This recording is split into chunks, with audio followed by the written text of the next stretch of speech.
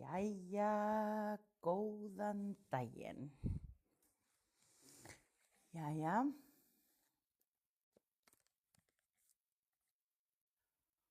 Svo ég tók ákvörðun að byrja að borða sardínur í olíu bara. Í rauninni bara að borða sardínur í 3 daga. Og ég svona, ég veit ekki hvað ég að gera.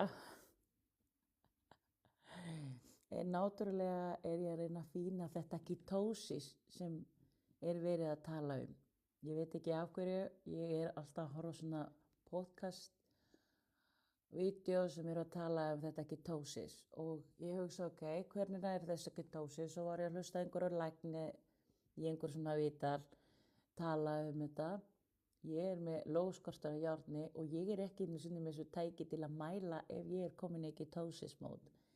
En ef ég nær 48 klukkustundir á þetta bara að borða sardínur, þá ég í rauninni, þá á ég að vera komin í þetta ketósismód, svo af hverju ekki prófa.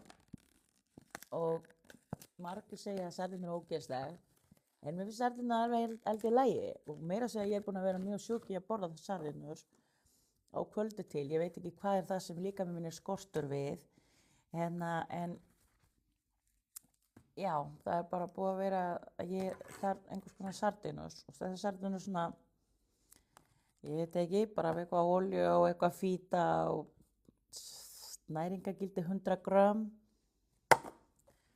En ég veit ekki, ég sjáum bara til hvað að fara að gerast. Ég ætla að reyna að borða 2 núna, nú ég orðin svöng. Og það segir að það má borða eins mikið og maður vil.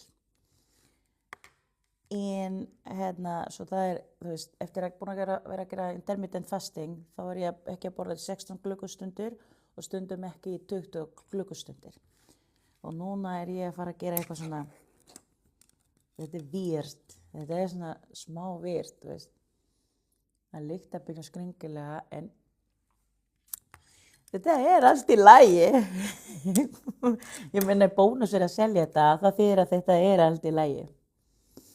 Svo ég ætla að halda svona áfram að selja mér finnst það vera alltaf svo hættulegt. Og svo ætla ég að taka þessar sardínur, svona beautiful sardínur, og setja cayenne pepper á. Vegna þess mér finnst cayenne pepper mjög gott.